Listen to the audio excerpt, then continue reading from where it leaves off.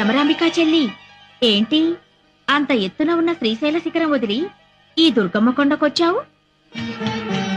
శ్రీశైలంలో ఉండే నా కష్టాలు చెప్పుకుందామని వచ్చానక్క. ఇంతలో నీ ముక్కు పుడకపోయిందని విన్నాను. పోలేదు.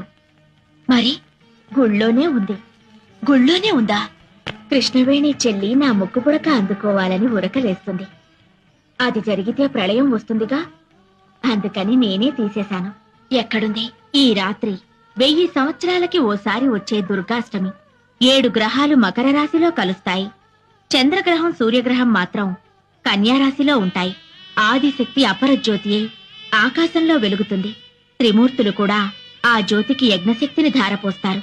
ఈ రాత్రి ఆ దివ్య గడియల్లో ఎవరైతే నా వ్రతం చేస్తారో వాళ్లకు నా ముక్కుపుడక దక్కుతుంది. నీ వ్రతం నేను చేస్తానక్కా.